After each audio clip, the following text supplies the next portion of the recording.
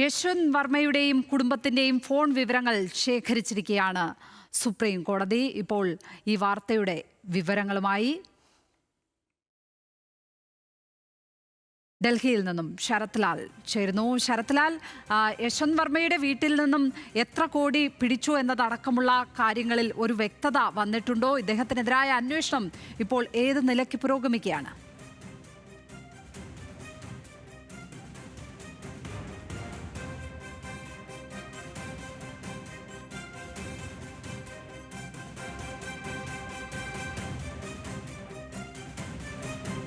Phone വിവരങ്ങൾ ഏതായാലും ശേഖരിച്ചിട്ടുണ്ട്.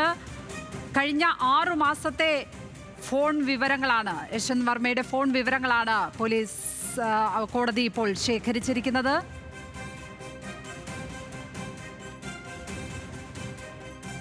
ജസ്റ്റിസ് യശ്വന്ത് വർമ്മയുടെ വീട്ടിൽ നിന്നും പണം കണ്ടെത്തിയതിന് പിന്നാലെയുള്ള അന്വേഷണം കാര്യക്ഷമമായി പുരോഗമിക്കുന്നു എന്ന് തന്നെയാണ് മനസ്സിലാക്കുന്നത്. ഡൽഹിയിൽ നിന്ന് ശരത് ലാൽ ചേരുന്നു. ശരത്, കഴിഞ്ഞ 6 മാസത്തെ ഫോൺ വിവരങ്ങൾ കോടതി ശേഖരിച്ചിട്ടുണ്ട്.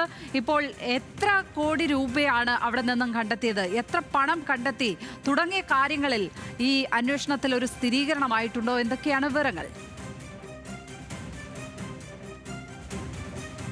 ലക്ഷ്മി, ഈ ചോദ്യമാണ് സുപ്രീം കോടതി തന്നെ ഡൽഹി ഹൈക്കോടതിയുടെ റിപ്പോർട്ടിന്മേൽ ആരാഞ്ഞ ഒരു ക്വസ്റ്റ്യൻ, ഒരു ചോദ്യം.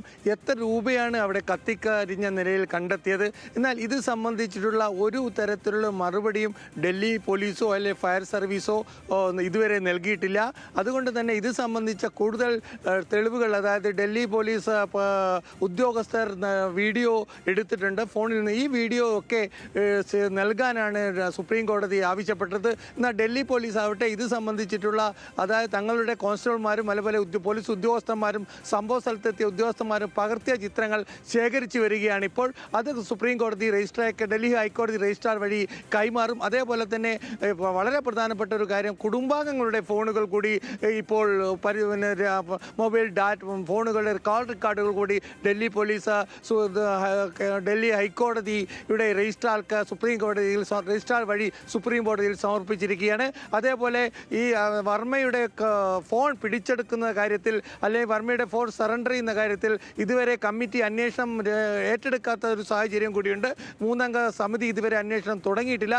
ഈ സാഹചര്യത്തിൽ വർമ്മയുടെ ഫോൺ, ജസ്റ്റിസ് യശ്വന്ത് വർമ്മയുടെ ഫോണിലെ ഡാറ്റകൾ ഒരിക്കലും അയക്കരുത് എന്നുള്ള ഒരു നിർദ്ദേശമാണ് സുപ്രീം കോടതി നൽകിയിരിക്കുന്നത്. സുപ്രീം കോടതി ചീഫ് ജസ്റ്റിസ് തന്നെയാണ് ഇക്കാര്യത്തിൽ നിർദ്ദേശം നൽകിയത്. രാവിലത്തെ കൊളീജിയം 10 മണിക്കുള്ള രാജ്യത്തെ കൊളീജിയത്തിന് ശേഷമാണ് ഇത്തരം നിർദ്ദേശം നൽകിയത്. ഏതായാലും വളരെ പ്രധാനപ്പെട്ട സംഭവം. ഇതിനോടനുബന്ധിച്ച ലോക്സഭയിലും രാജ്യസഭയിലും ഈ പ്രശ്നങ്ങൾ ഉന്നയിക്കപ്പെടും. ഇതിന് മുന്നോടിയായിട്ട് കക്ഷി നേതാക്കളുടെ, അതായത് അതായത് കോൺഗ്രസിൻ്റെ മല്ലികാർജ്ജുൻ ഖാർഗെയും JP നദ്ദയെയും തൻ്റെ ചേംബറിലേക്ക് മറ്റു കക്ഷി നേതാക്കളെയും 11:30 മണിക്ക് രാജ്യസഭാ ചെയർമാൻ വിളിച്ചിട്ടുണ്ട്.